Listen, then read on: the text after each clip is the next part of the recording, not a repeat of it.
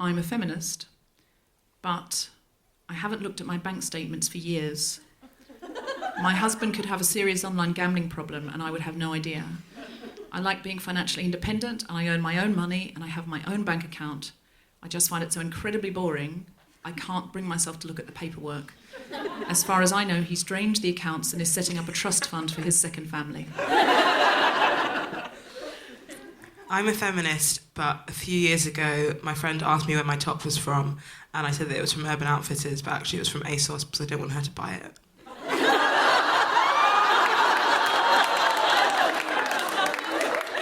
That is fair, though. That's fair.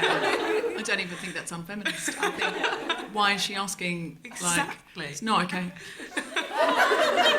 I'm a feminist, but when I saw actor Peter Capaldi at the Women's March, holding a sign that said, "Get your outdated patriarchal values out for the lads," I thought, I'd get more than that out for you, Peter Capaldi.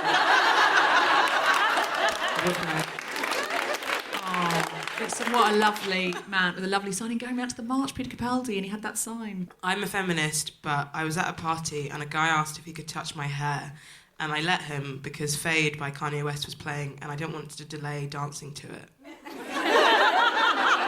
Because it would just be too much effort to explain to him why, and I was like, just not now. I can't. I have to dance. So you just went, just get it over and done with. I was just like, sure. Yeah. And then he didn't, and I ran away. Yeah. You didn't want to dance with him, though? Absolutely not, no. Never after that. No.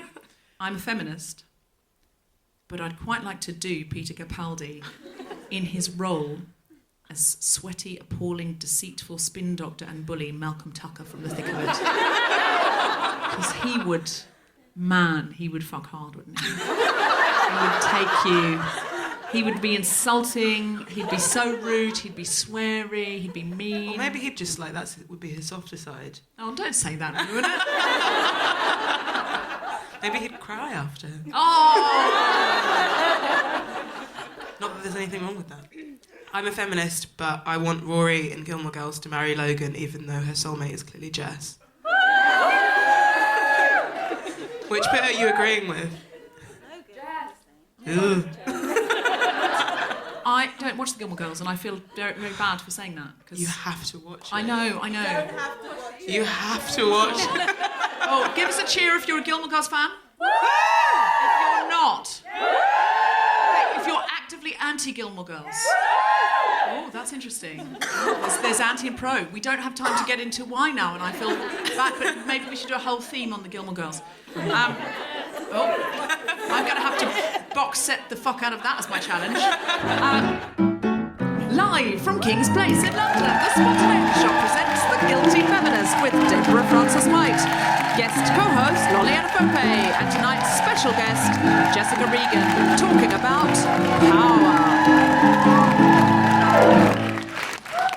This is The Guilty Feminist, the podcast in which we explore our noble goals as 21st century feminists and the hypocrisies and insecurities which undermine them.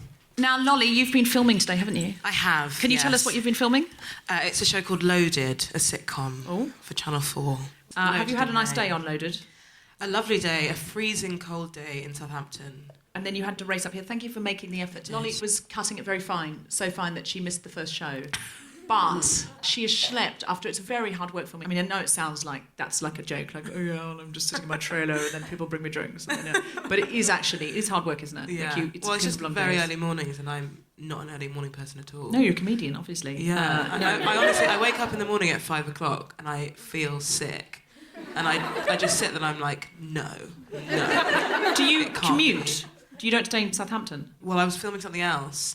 The days were alternate. So Get I had her. So today we're talking about power. Yes. Does it take a lot of power to be on a film set? I think so, and also not at all, because actors get treated better than normal just people. Too nicely. Like, we were doing a scene, and one of the people in the cast was sitting on a chair that was quite uncomfortable, and he was like, oh, this chair is so uncomfortable, and he sort of turned around and saw the sound girl, holding up the boom, and she'd been holding it up for, hours, and, obviously not sitting down, and we were all kind of like, ugh. Quite awkward that we're complaining about stuff like that when everybody else is working a lot harder. Yeah, but still, you're the ones who have to be on screen making the magic happen. Yeah. And that's why you need an incredibly comfortable seat and for someone to bring you a Diet Coke whenever you ask. What was your challenge for the theme of power, Lolly? My challenge was that I wasn't able to go to the Women's March because I was filming in Southampton. So Were you filming in Southampton? You haven't mentioned it. Sorry. So as I was saying, I was filming in Southampton, and so my challenge was to somehow still contribute or just do something so that it wasn't just like a wasted day where I was like, oh, I didn't go, and then I didn't do anything. And then on the day, I was sort of looking at lots of Instagrams from my friends who were there. I had lots of what I called unhelpful feelings, where I just tried to suppress them because there were lots of feelings of like, they all look very smug. And, they're getting a lot of Instagram likes. And I wonder if they're just doing this for the Instagram likes. And then I was like, no, Lolly, this is really unhelpful. But then I was also like, lots of white people at the march. I can't see any women of colour at the march. But then I was like, also, you're not there.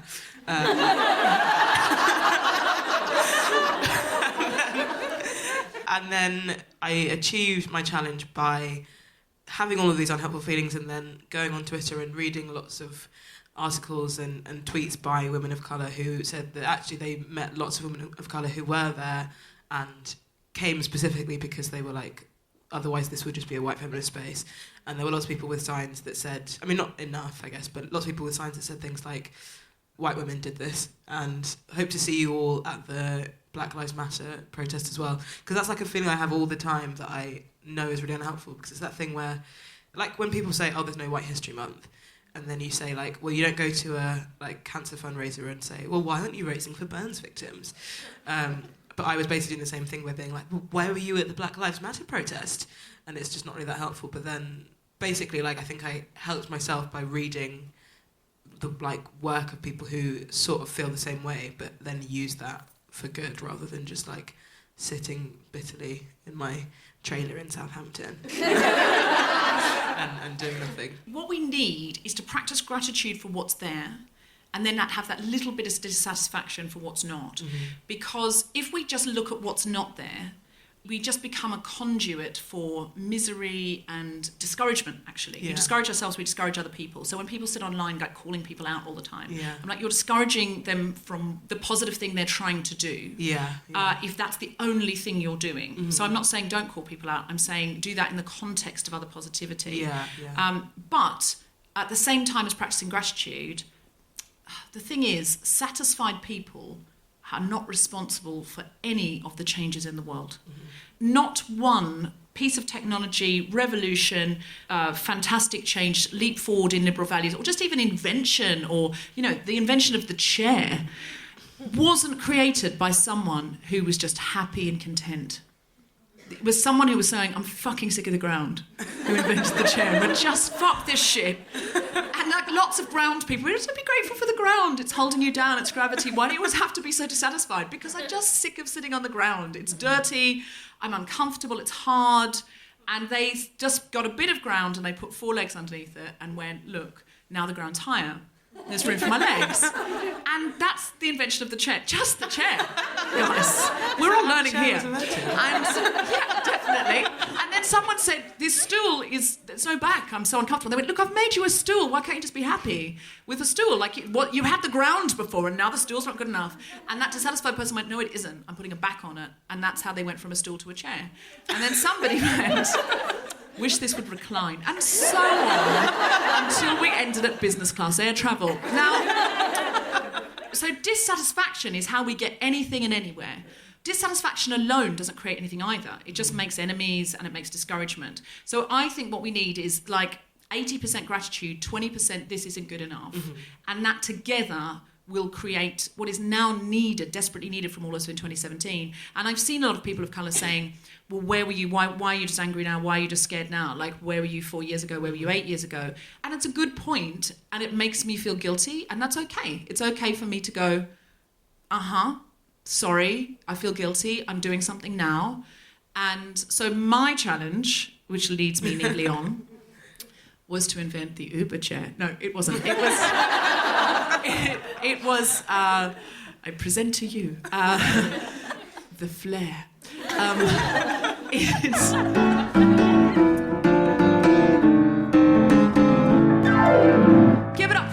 Adefope, who is going to do a fantastic character act for you.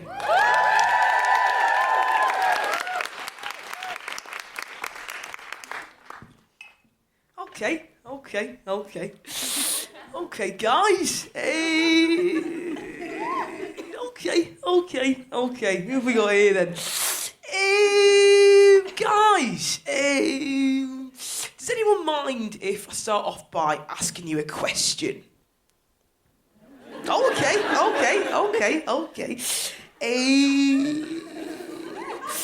Has anyone ever heard this phrase before? Merry Christmas and Happy New Year. Some of you, okay, that's great.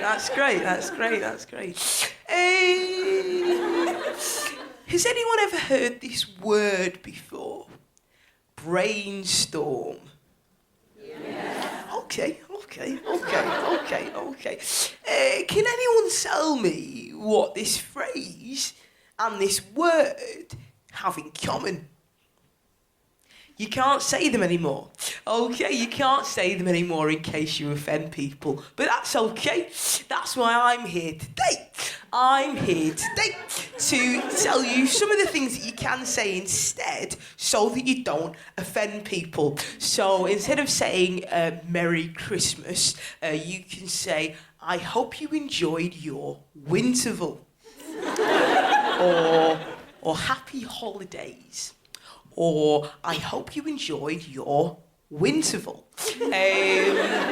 Instead of saying brainstorm so that you don't offend people with epilepsy, okay, you can say thought seizure. Thought seizure.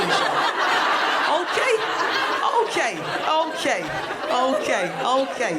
That's just the first step on the road to becoming more politically correct in 2017. Hi, my name is Damien Speck, and I am a cultural awareness coordinator specialising in verbal sensitivity. So I do a lot of these kinds of events. I travel up and down the country.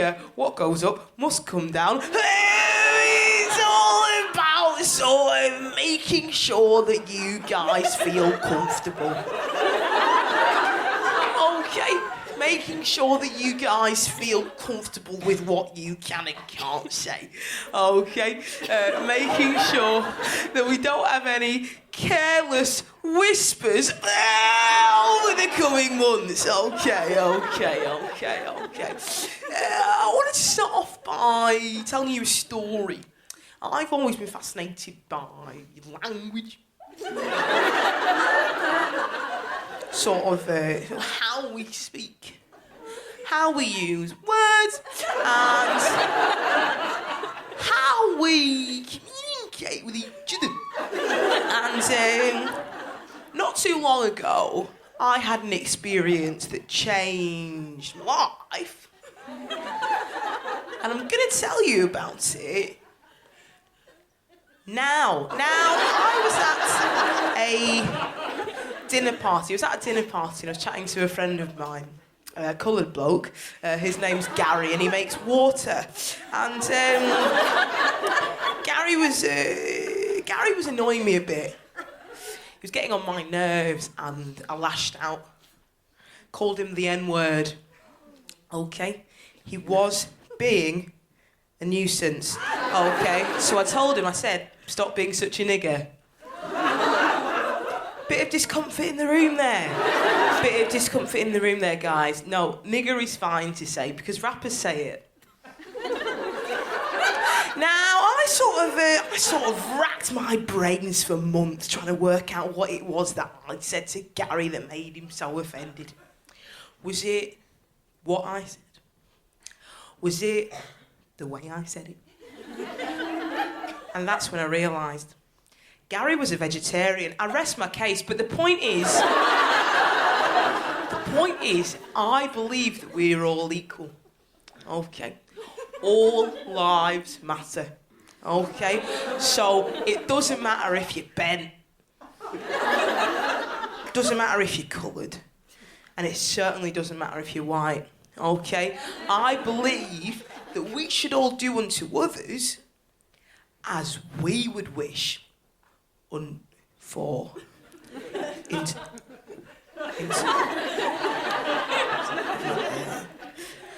I'm Damien Speck. Okay, so a few do's and don'ts, a few tips and tricks for the upcoming months. Do get to know your foreign friends. Get to know your foreign friends. Tell them that you like their hair and their clothes and their food. Ask them if they enjoy living in London or whether they'd rather move back to their home country where they can speak in their mother tongue. As I said, don't say Merry Christmas. A lot of my Muslimic friends, they do not celebrate Christmas. Okay, and so just hearing those words can set them off.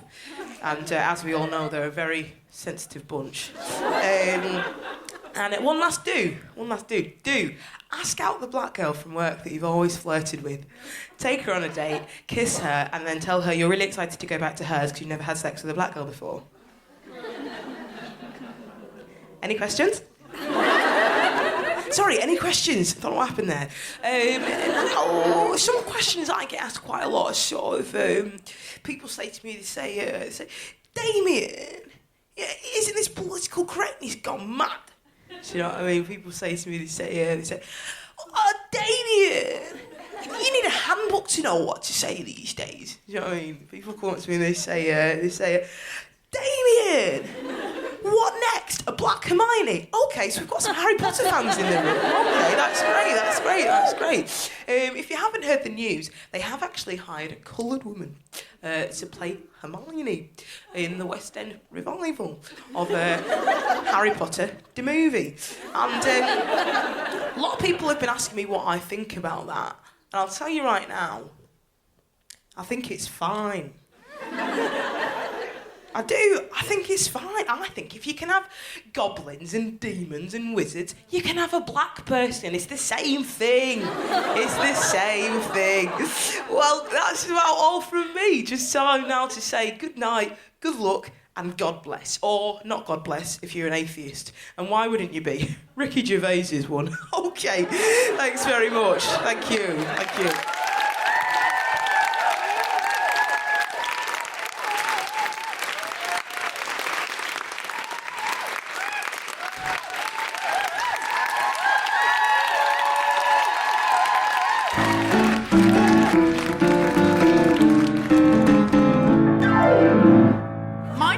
Was to create a power bigger than myself, because I think I've been doing this podcast for a while now, and I've done a lot of challenges where I've taken up space in the street or I've rung somebody up and not apologised, and that's all about me. And I think what I'm feeling now in this sort of 2017 atmosphere is what's bigger than you. I did an episode the day after Trump got in. I felt so discouraged. I felt, what's the point of anything? I was crying. As a lot of people were. And I just thought, no, this is necessary now. This is far more necessary than it was yesterday. And it would be far more necessary than if Hillary Clinton had got in. So I just put out on Facebook, hey, if I did an emergency episode of The Guilty Feminist, would people come? And people came out in droves and people couldn't get in. And we had a panel. And I just made the panel super diverse. I was the only white straight person on the panel, except Sarah Barron, who's American, who was talking about American politics in the first half. Everybody else was LGBT, people of colour. And it was an amazing space where they could talk about their anger. And Grace and Lane, the first thing I said to her, she's an American, she's a North American, she's Canadian, but trained in Texas where there's a lot of racism, a black architect, female architect. And I said, I have no questions for you. What do you want to say? So I thought, it's not for me to frame, it's not for me to ask, just how are you feeling, what do you want to say anything you want. And that felt so incredible, and it got such an incredible response, and I thought, right, what can I do that's bigger than me now? And I'm not going to talk about the march because I've got an activism episode where I'm talking about that, but I'm doing an event in March that's for International Women's Day. It's a Guilty Feminist event, but it's in the bigger space here. And I just decided what was going to make this feel bigger, what's going to elate people and leave people feeling really motivated, but also feels intersectional and beautiful and of the arts. And so today I hired a gospel choir, which is one of the most powerful things I feel I've ever done. I feel like it's like, fucking hired a gospel choir, sure. So I did an event at Christmas. I did a charity Christmas carol service, and I was asked to read a poem, and it's an amazing charity, wonderful charity, and they're wonderful people. and they had different people reading poems. But of course, they're really busy. They're running a charity. So they sent over, just pick one of these poems to read, or you can read something else if you want. And all of the selection of Christmas poems, traditionally, not their fault, but are by straight white men. And I just really noticed it now. I'm just like, and I just thought, end of 2016, none of these poems were saying anything I wanted to say. And I thought, well, who might have something that reflects the spirit of Christmas 2016? And I thought, what about Maya Angelou? She might have something to say. And she wrote this incredible poem that she read out at the White House. It was all for a White House Christmas event. That was just everything we all wanted to hear. So most people weren't giving an introduction, but the guy before me was this, I think he was the only man. Most women just got up and read it, but the man, of course, had to give a little speech. So I thought, well, I'm giving a little speech. So I gave a little speech, and I said this, and I said, you know, this is this sort of Christmas offering, but I thought I wanted to hear from Maya Angelou. And there was this gospel choir, incredible gospel choir, and they started going, and like, you know, gospel choirs do, started saying, hear it, sister. And so during this Maya Angelou poem, and afterwards they all came up, and I was like, you were fantastic, they were like, you were fantastic. And we had this enormous group hug. And so I was like, fuck it. I'm hiring a gospel choir. So I tried to hire that choir, and they're not free, but they've given me another choir to hire. And but I'm definitely going to hire them another time, because I'm pretty much not going to do anything without a gospel choir anymore, I think. Just hire them to follow you around. Like, I don't know, just put yourself in a wider space, put yourself into a more intersectional space. Like, it's frightening sometimes. You just think, I'm a white person, I'm going to fuck it up, obviously. So don't put yourself into that space. What if someone says, well, you're culturally appropriating the Maya Angelou poem, you shouldn't even be reading that. But then she gets no voice in that place, in that space. So I just feel like, be bold, be brave, listen, be respectful, but try and extend your power circle. And like, how can you make a bigger noise? You can make a bigger noise if you're part of a choir, if you're part of a march, if you're part of a movement. And what can we do to include each other? That's all I'm interested in now, is how can I include others and be part of a wider voice of a choir.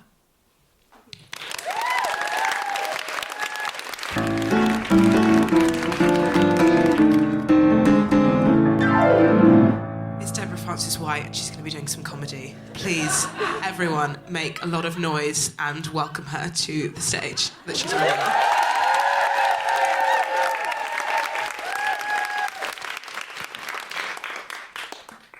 So power. I think I feel more powerful now. I do feel more powerful now than when I was younger, definitely. I went to university in 1997. I don't know if anyone remembers 1997. The theme tune of that year was Things Can Only Get Better. Turns out there were other alternatives. Didn't really pan out the way that the jingle promised. But we felt very hopeful in 97. I was very young. I went up to university, and I was Australian, so I had an indefinite leave to remain visa, which meant I could stay here indefinitely. That was the idea of the visa. You never have to go home as long as you keep on staying. That was basically what was written on the visa. If you leave for 2 years, we may not let you back in. But as long as you keep staying and don't leave for a 2-year period, you're golden. Now, what happened was I lost my passport in 1997. I lost my passport, so I reapplied for another passport, no worries. But inside, see, I get more Australian even when I talk about it. No worries. Lost the passport, reapplied, no worries. Got a new passport, 1-day service, lovely, beautiful. And, but I didn't have a visa. I didn't have an indefinite leave to remain visa, which meant if I left the country, when I came back in, they would just go, no, you can't be here. So I thought, right, I've got to reapply for the visa. And so I went online, and in 1997, there was an internet, but it was really just some pornography and directions to a shop. It wasn't what it is today. So it just had a number that you rang up. So I rang the number, and they said, yes, Home Office. And I said, I'd like to reapply for my visa. And they said, it was just getting the stamp again, basically. I didn't have to reapply. I just had to get the stamp. They said, well, all you can do is go to an office in Hackney, and you have to queue up from 5 a.m. You cannot make an appointment. And you have to wait until you're seen. But we must warn you, you may not be seen that day. If you are not seen that day, you queue up at 5 o'clock in the morning again, and so on, rinse and repeat until they see you. And I said, well, I can't get to Hackney by 5 a.m. because I live in Oxford. As I said, I was at university. How do you know if someone went to Oxford University? They'll mention it in their stand-up comedy set. So I said, I'm at Oxford, I said proudly. Oxford University, the University of Oxford, not Brooks, I said. Just... Hold on, I feel like I may have touched a nerve. It's possible there's some people from Brooks in the middle of this section here. Okay, there's some Oxford Brookes people who are like, high five, because I loved people from Brookes, and I love you much more. I mean, people from Brookes had a lot more fun, and it was a better... So, very true. Bond with people from Brookes quickly. I said, there's no way I'll be able to get there. I'd have to, like, sleep on the street in Hackney. Like, I can't do that. Is there anything else I can do? You know, can I ring the office? And they said, oh, no, unfortunately, that part of the immigration office, which is part of the Home Office, has moved.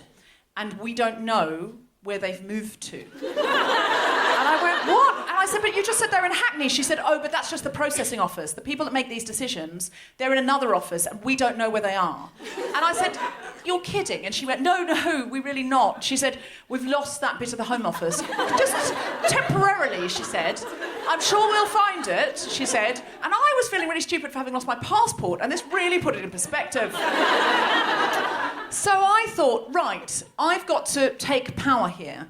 And I'm really aware as I say this, I do this from a really privileged position because I'm an immigrant, but I'm the sort of immigrant that, because I speak English as my first language, and I'm from a very entitled country, people don't call me an immigrant, they call me an expat, which always conjures up a sort of British person drinking Pimm's in short sleeves somewhere, doesn't it? An expat. And so I sort of went, well, no, this just can't be. And I sort of kicked my, I suppose, entitlement power into gear. I just went, well, I'm sorry, I don't accept this as an answer. I'm not going to go and stand on the street until 5 o'clock in the morning in Hackney and just queue up. There must be another way. So I started calling other officers, and I ended up calling Jack Straw, who was the Home Secretary, and said, I'd like to speak to Mr. Straw, please. And they said, who is it? And I said, well, you don't know me. And I explained, and they went, well, he's not here. And no one called me back. Jack Straw never called me back, just to be clear. And I just thought, fuck this. And I just thought, I voted for Tony Blair, and I was told things could only get better. I'm ringing him. So I rang number 10 Downing Street, which they had not lost. And I ring.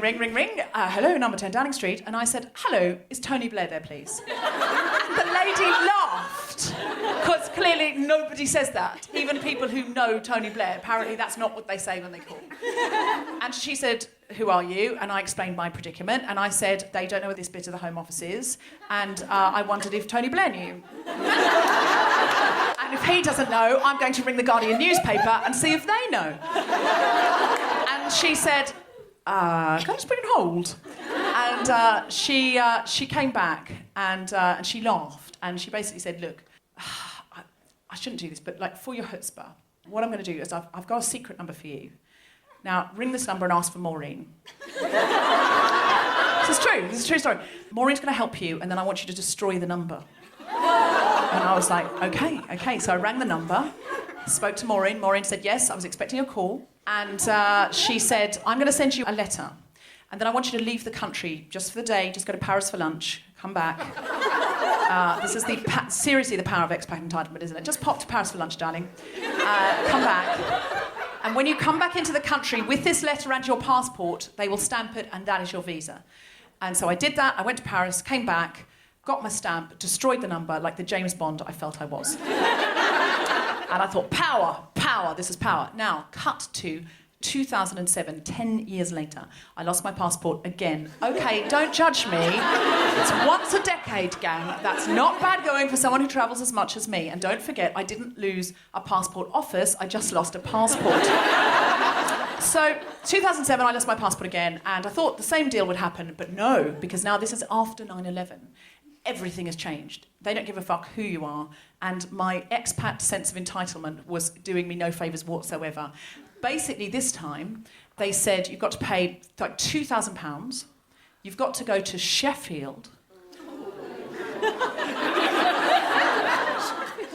and if you're listening from Sheffield, what that was the sound of was a London audience hearing the sentence, you've got to go to Sheffield. I apologise to any of our listeners in the north. That is not acceptable, it's not inclusive. I'm very sorry. The Londoners, they just... What was that? What did you say? Okay, so someone from Oxford Brookes was saying it's the distance, not the place. The distance. It was the distance they were concerned with. And we understand, if you're living in Sheffield, you have to come to London all the time for this kind of crap. But anyway, but when I got there to Sheffield, which is a lovely place, my sister-in-law lives there, lovely place, but I had to go to, it was an industrial estate. It looked like somewhere they'd take you on the wire to have you killed.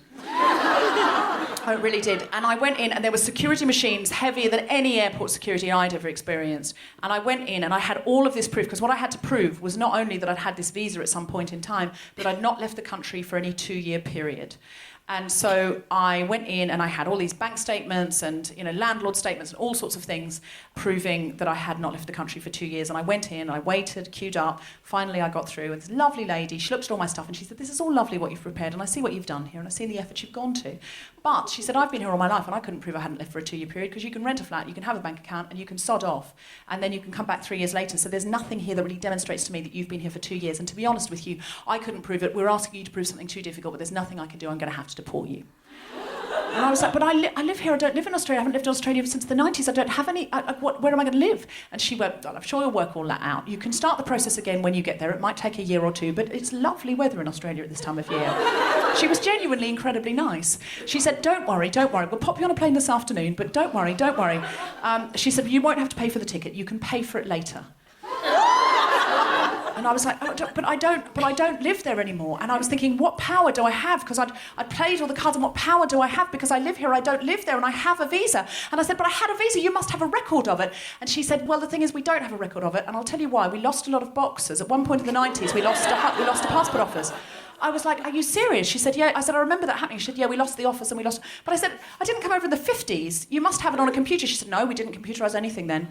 And I was like, "Well, what am I going to do? She said, "You'll just have to go and start the process again in Australia. There's nothing I can do." And I looked at my bag and I had one thing left. And it was the Edinburgh Festival Fringe Guide. Now, I would think that would be completely worthless, but somebody had said to me before I got on the train, "Take the Edinburgh Festival Fringe Guide, because you're in it, and everyone loves show business." And I went, "I don't think the Home Office is going to give a fuck that I'm going to the Edinburgh Festival Fringe. Most of the acts at the Edinburgh Festival Fringe are Australians on dodgy visas. I don't think they're really going to... That's not going to help me at all." My father-in-law, he just went, just take it. Everyone loves show business." And I thought, I can't see this playing, but it's all I've got left, and she's literally booking a flight. So I looked down into my bag and thought, the power of show business. Please help me now, you're all I have. So I pulled the Edinburgh Festival Fringe Guide out of my bag, I turned it open to a page with my face on it, with a quarter-page advert, and I turned it round and I pushed it over and I said, "Oh, it's going to be really hard if I get deported, because I'm meant to be doing the Edinburgh Festival. I'm doing a solo show." And I pushed down, she looked down and she went, "Oh, you're a comedian?" And I went, "Yeah." She went, "Oh, we've never had a comedian here before. We've never had a comedian. We've had a pop star," not allowed to say who it was, Jason Donovan, and we've had several footballers. We've had a lot of footballs, haven't we, Mary? Mary, we've had footballers, haven't we? We've never had a comedian, have we, Mary? We've got a comedian. Come and have a look. We've got a comedian. Do you know, I love comedy. Do you know our team? We had an outing. We went to see that Al Murray pub landlord. Do you know that Al Murray pub landlord? I love that Al Murray pub landlord. And I went, "Oh, actually, I do know Al Murray pub landlord. I've gigged with him." She said, "Do you? What's he like?" I said, "Oh, he's very nice." "Do you know Al Murray pub landlord? Do you really know Al Murray pub landlord?" I said, "Yes, I really do. I know Al Murray pub landlord." She said, "Well, you can't get more British than that, can you?" Visa accepted.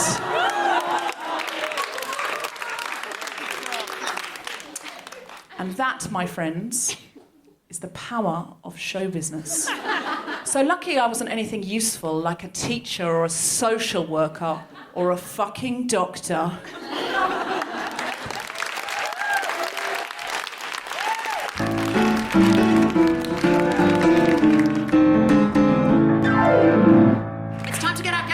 An incredible actress and writer and all-round brilliant person. Please welcome to the stage Jessica Regan.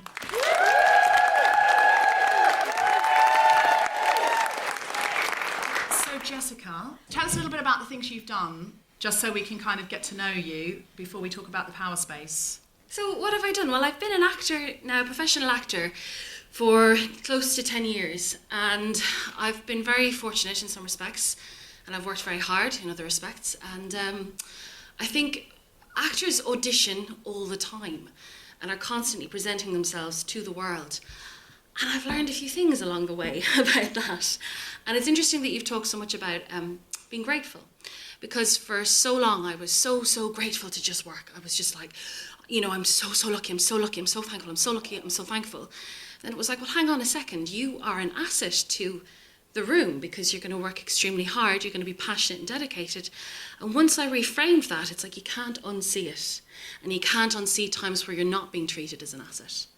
So I guess, that's sort of where I'm at. Do you think both of you are actors and are on, I don't know if you know, but Lolly's been filming in Southampton? I heard that. I'm so jealous, girl. Who's your agent? And Jessica, I love my agent, by the way. I love him. Jess was in Doctors and treated it constantly like she was in Chekhov at the National.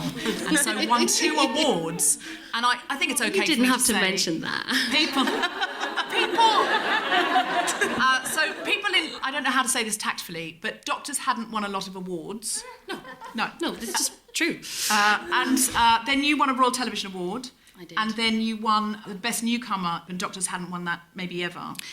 Thank you so much. That's really lovely of you. Thank you so much. Yes, Doctors had a bad run. It hadn't won a soap award for, I think, 5 to 6 years. So it was lovely. It was amazing. It was really interesting because when I watched all the clips, they all looked like lovely soaps, good soaps. They all looked good, the clips. And then Jessica's clip came on and it looked like a sort of clip out of an HBO show. You were very and I was kind, like, Deborah. well, obviously you were going to win. It's just sort of to give you some context that Jess has done some incredible theatre. And the big thing for me to see her do was a gender-blind production of Henry V. Now, some of you will know this because I talked about it in a previous episode, and I did a feminist rewrite that I'm sure Shakespeare would have appreciated. Bill Shakes would love it. Listen, everything can be improved, Will. And I just sort of bumped up once more onto the breach and gave it a feminist twist. And I did it here because I saw Jess on stage playing the Duke in Henry V. There was an actor playing Henry V. What was her name? The wonderful Michelle Terry, who was just extraordinary as our Henry. I think She was absolutely just, incredible. peerless, I think. But it was just gender blind. It wasn't like cross-casting, it was just blind. So the women weren't playing as men, they were just playing that character. And I said to Jess when she came off stage, she was striding around this big coat and these boots, and I said, I've never seen you like that before. No. And she said, yeah, well, I don't play high-status roles. And I said, oh, I've never seen you play a man's role before. And she went, yeah, that's right. Yes, also with my accent, I get put up for a lot of... even when I have a job, like a doctor or a policeman, they're incompetent. I get put up for comedy. Listen, hey, I don't bite the hand that feeds me. Can I just say police officer, because we will get tweets. Police officer, yes, I said policeman. Oh, God, I'm a bad feminist. That's the point of the show. Yes, guilty feminist. I'm a feminist, but... it was incredibly freeing because I made decisions when I was playing that role that I would never have taken for myself. I took that space. I was meant to have attendance in one scene, and I just said, can I have attendance all the time, please? Can I have a little entourage all the time following me around? You asked for attendance? Yes, for some of our cast. Just Have you thought of asking for attendance, Lolly? Just in life, yeah. Just to have around. I think on the Channel 4 show you should ask for attendance. Yeah, Just, nice. I just want 2 people following me everywhere I go. Just to hurry. Not It feels explained. amazing. Yeah, it does. And even just my entrances and everything. And I wasn't really conscious of the fact that I was kind of taking the space like a man. So I'm trying to carry that forward. And not do self-deprecation. And I think gratitude is very healthy, but it can overwhelm the fact that you are an asset. And if you are somebody, if you are a woman, if you are a person of colour, if you are an immigrant, all these things that can work against you being taken seriously, if you find yourself in rooms and spaces, you've worked harder to get there. You are more capable than the person who's had everything handed to them. And I'm starting to realise that now. You've had to push open doors. Yes. And what I call talk your way past bouncers. Yes. I was very fortunate the last job I worked on didn't feel like that. And what was the last job you worked on? Sorry, that was it's a show called Ill Behaviour coming out later in the year. It's like the writer of Peep Show and the producers of The In-Betweeners. It's no biggie, guys. No biggie. But it really didn't feel like that. We had a wonderful female producer as well. And, and Lizzie Kaplan was in that with Lizzie, the wonderful Lizzie Kaplan. Yeah, I know, right? I had to kind of rein it in a bit sometimes. But what I have found is at times, and a friend of mine told me this story and I thought it really sums it up, often when it comes to technical things, and I don't know if you find this, Lolly, when you have to do stunts or anything that's sort of a bit procedural, there's an assumed level of incompetence. And I've been spoken to like I have a deficiency in understanding. And a guy comes on set and it's like, hey, bro, you know what this is going to be. And then I come on set and it's like, okay, so we're going to push the button and then the man is going to... I'm like, why are you talking to me like this? It's not chivalrous, it's not polite, it's incredibly patronising. The other thing is, a friend of mine told a story recently. He was on a set for an American TV show and it was 3:30 in the morning, it was a night shoot, and the female lead said, guys, I just have to say it, you've spent so long getting beautiful shots of cars leaving driveways, and here we are, it's the big emotional denouement, and we've got half an hour to get it in the can, and we're 3.5 hours behind, like we've been 3.5 hours yesterday. You know, I know nothing can be changed right now, but just moving forward, if we could all just do a better job. And my friend was, very inspired and thought, what a great way she put herself across, and she's absolutely right. Everyone rolled their eyes. Here we go, And he said it was because she was a woman. He really felt it that time. I think it was the first time he really saw it. So I think sometimes when you speak up... Did he feel that if he'd said it, people would have thought, yeah, mate, yeah. That's exactly, and he's a very dear friend. I do call him the whitest man in the world, though. He's sort of Aryan looking and quite posh. And yeah, I think he saw it firsthand, because this woman actually had more status than him. She was the lead, he was a guest, and yet... she still had to kind of struggle to be heard, and what she was saying was helpful and sensible. I guess because she would be seen as like nagging, whereas a man would be seen as like authoritative. Nagging. I've found sometimes when I've asked a question, in order to make things go more smoothly and so I understand what I'm doing, I'm cut off halfway through my question with the answer they think I want. And I go, no, well, you're not answering my question because you're not listening to me, and I'm not opening my mouth unless it's to be helpful. So just little things like that. Once you get past the gratitude and the thank you, and once you get past the fear that, like, if you're not perfect, you'll never work again, that you realise you are an artist, you are a collaborator, you have a point of view. Recently I had an audition, and by the time this goes out, I will have got it or not, so I don't mind saying what happened. But I had an audition, and it was the first time, and I think because of the last job I've had, because of ill behaviour, it's changed my perception of myself. And I went into the audition, and I'd really prepared, and I was a little bit in, and I got stopped by the director, and he gave me a note. And then I went again, and he stopped me in the same place and gave me the same note. And I said, sir, you're going to have to let me get a run at it so I can show you that I've heard you. And I've never spoken to a director like that before. And I have a recall. So...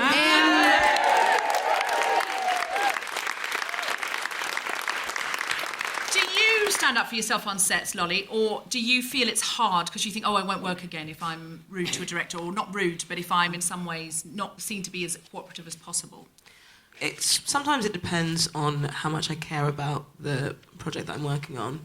But I think in general I try to assert myself, because in a lot of things that I've done so far there haven't been that many female parts, and it just feels like this is sort of a waste if I don't assert myself and they don't begin to get used to having a woman assert themselves. Because sometimes there's been, I was having a conversation with my friends and we really disagreed, because I was in a scene and I had maybe just a couple of lines in the scene, there were lots of people in the scene, and afterwards one of the cast members said, well done, and I was like, why is he telling me well done? Yeah, it's weird, but then my friends were like, it's completely fine and you're being mad, and he was just being nice, and I was like, but I had 2 lines, and he didn't say well done to any of the men in the show. He didn't say to anyone else. I was the only girl in the scene, and it felt really Would you feel it patronising? Yeah, and well it was done kind of you with your little lines. Yeah, you do deserve to be here now that you've done that good thing, and it's we all deserve to be here. So, Jess, yes. When you do the Shakespeare, doing the Shakespeare, yes. Do you have... Because I've heard Fiona Shaw talk about going under an MRI machine, and if you do a male Shakespearean scene, different parts of your brain light up under the MRI machine than if you do a female Shakespeare scene. Why might that be? I think the male Shakespearean speeches are, they're very active, and I think the female ones are quite passive, and even when the female ones are active, they're wearing men's clothes, like Portia or Rosalind, who are fabulous, kind of dynamic, vital characters, but they tend to get to do what they do when they're wearing men's clothes. I'm sure lots of people disagree, but that's just been my experience when I've looked at speeches. I don't think they would disagree, and if they do, they're wrong. Screw them. So the one that you did with me, I think I rang you just to get some advice. So before I did Henry V, I got some advice from Jess, because I thought, oh God, I'm going to fuck the rhythm up, and I'm going to fuck it all up because I'm not a Shakespearean actor. And I'd seen her striding around the stage being incredible. And I thought, oh, okay, I'm going to need some help. And she really helped me out on it. So I then did it, and I felt elated for days. And I thought, there's no way I could do that speech, then go in for a meeting or a job interview, and go, oh, hello, I just wondered if is this the right, good. You cannot go once more onto the breach and then apologise for anything. Like, it's impossible. Not physically. I mean, you could say, I'm so sorry, I've stood on your foot, or poured boiling water down your trousers. I mean, fine. You apologise where you go, but you wouldn't have an apologetic manner the whole time. And I just thought, I want other women to do this. So I've asked Jess to lead some workshops in big, traditionally male speeches, some Shakespeare, but it could be, famous speeches from history. And it's going to be 50 quid, but there will be some £5 and £10 places for people who can't afford that. And we're hoping that people who can afford that and more will contribute to pay for not so rich feminist places. So if you can afford 60 quid, then you pay 60 quid, and then you've knocked £10 off somebody else's. So we're trying to make it as intersectional as possible, but also pay the workshop leaders like Jess. It's important to mention, this isn't an acting workshop. We're using these speeches and this language as a way to access the powerful parts of yourself and the way to inhabit your space, because that's what we learn at drama school, and we kind of need to learn it in life, to take our space and use our bodies and breathe. And it does feel different, because the rhythm of the speech, whether it's a sort of Abraham Lincoln speech or a Martin Luther King speech or a Shakespeare speech, the rhythm of the speech determines your physicality and your power and your rhythm and your ability to step towards an audience and to say, I am here, and to be part of that wider choir that we now absolutely have to be. We can't be going, ooh, I have a dream. Don't know if it's worth mentioning. Like, we can't. We have to, you can't change the world with you going, ooh. It's impossible. So we've got to do it. Now, we've been trained to do it. We've been trained by society to do it. But we've got to untrain ourselves. And none of the money will go to the Guilty Feminist for the workshops. The corporate ones can, but the workshops will just go to the teachers in the room, because I also want to pay women to come and do the workshop, because that's a feminist act as well. So I wanted to get Jess today to have a little go at training you guys, the audience, to do a truncated version of my Once More Into the Breach, if you'd like to do it. Would you be happy? Yes. Were you saying about being part of a choir as well? We're going to be a speaking choir today. So thank you so much for doing this with me. I'm really excited. I'm going to do the first 4 lines, and then I'm going to go back to the top, and you're going to join in. How does that sound? Okay? Those of you who can, stand. Please stand. Great. Have your feet hip-width apart.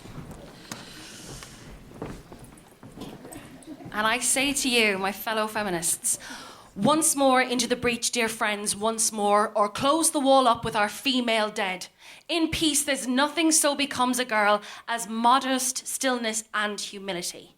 Okay, so that's the first part. We're going to go from the top, and we're going to go through it all together, and the slides will change as and when you need them, all right? Feel the words, feel the breath, feel the power. Let's do this. Okay. Once more unto the breach, dear friends, once more, or close the wall up with our female dead.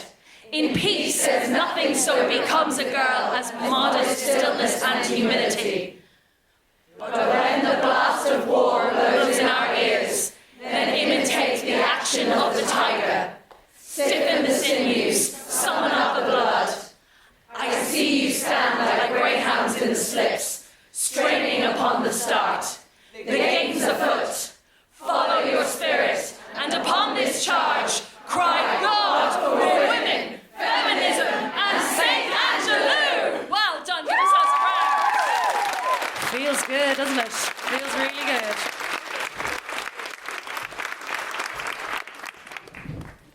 How's that?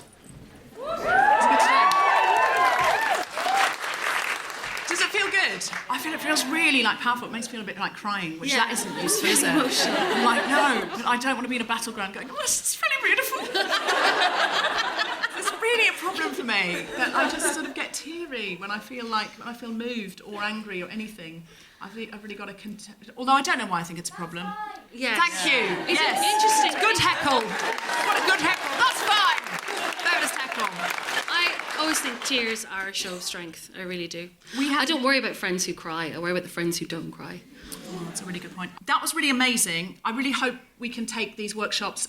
Jess and other actors will be able to take them around the country, because we don't want it just to all be in London. We want it to be in Sheffield too. And at Oxford Brookes University.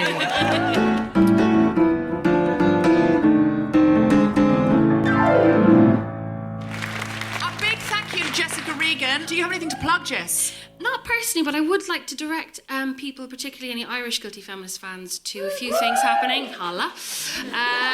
To Herstory, which is a movement that's happening that's trying to uncover these hidden figures in Irish history of women who did amazing things. Also, please check out Waking the Feminists on Twitter, and please check out also Repeal the Eighth. Thank you. So just, it's all on Twitter, it's all out there. When can we see Ill Behaviour, written by Sam Bain, who wrote Fresh Meat and Peep Show? We're not entirely sure, but later in the year. Channel 4? No, it's actually BBC Two. Oh, sorry. Yeah, BBC Two? BBC Two. I play her first, and I think it's astonishing and incredible and passes. Can you say the what it's about? No. It's called Ill Behaviour. It's starring Jessica Regan and Lizzie Kaplan. And Chris Gere and Tom Riley, who are magnificent in it as well. And if you come along to Jessica's workshop, then when she's on the telly, you can be like, oh, I totally know her. We hung out, we had cups of tea, and it was so cool. Lolly, have you got anything to plug? You can come and see my show Lolly 2 at the Soho Theatre on the 1st of March at 9:30pm. Amazing. You must do it. You must do it. I have a podcast show called Global Pillage, which is a diversity-based comedy panel show. Please listen to it at globalpillage.net, or come along on March 11th or March 18th. And in fact, on March 18th, Athena Kublenu and Susan Wakoma have just at the back conspired to be a Global Pillage team. Because they've just buddied up. And so, and you'll be like, I was there when that friendship began. So please come along and see that. Follow The Guilty Feminist on Twitter at GuiltFemPod. Check out our Instagram, instagram.com/The Guilty Feminist. Like our Facebook page. Sign up to our mailing list to get notified as soon as a new episode is released. And please go to iTunes and rate, review and subscribe. It helps other people find the podcast. That's right, tell everyone about us and how lovely we are. And follow me on Twitter at Deborah FW. Please give it up for Jessica Regan! Wonderful Lolly Adefope! I've been listening to The Guilty Feminist with me, Deborah Frances-White, guest host Lolly Adefope, and our special guest Jessica Regan. The recording engineer was Chris Sharp. Music was by Mark Hodge. The producer was Tom Salinsky for The Spontaneity Shop. Thanks to Spoon Better Sally and everyone at King Space, as well as all of you for listening. For more information about this and other episodes, visit guiltyfeminist.com.